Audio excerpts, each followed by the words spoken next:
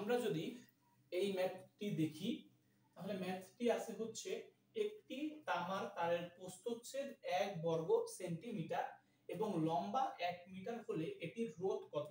আপেক্ষিক রোধ রো সমান দেওয়া আছে 1.72 × 10⁻⁸ ওহম মিটার।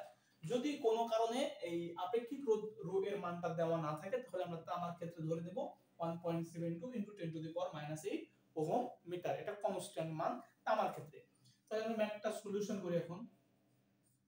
তার আগে দেওয়া আছে কি কি লিখে নিই আমরা।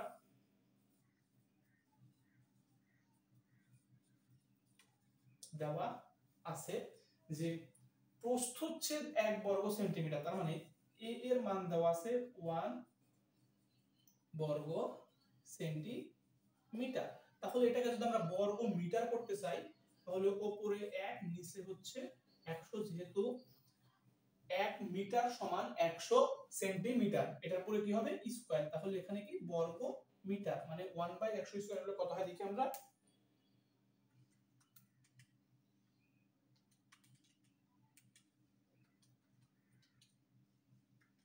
1 × 10⁻⁴, 1 × 10⁻⁴ এত বর্গ মিটার। আমরা তাহলে ক্ষেত্রফল পেয়ে গেলাম।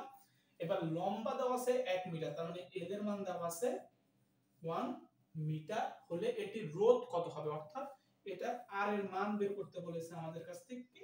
এবং আপেক্ষিক রোধ রো সমান দেওয়া আছে হচ্ছে 1.72 × 10⁻⁸ এত ওহম মিটার।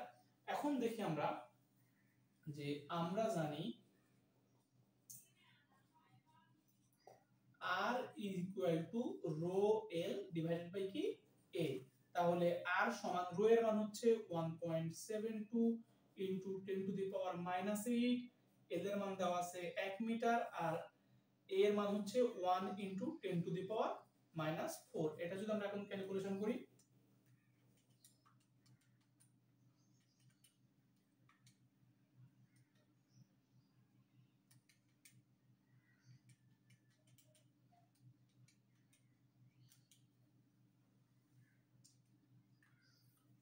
1.72 × 10⁻⁴ এত ওহম। এটাই হচ্ছে আমাদের অ্যানসার, অর্থাৎ আমরা এটি রোধ বের করে ফেললাম 1.72 × 10⁻⁴ ওহম। তাহলে এটাই আমাদের অ্যানসার। এখন যদি আমরা এই ম্যাথটি দেখি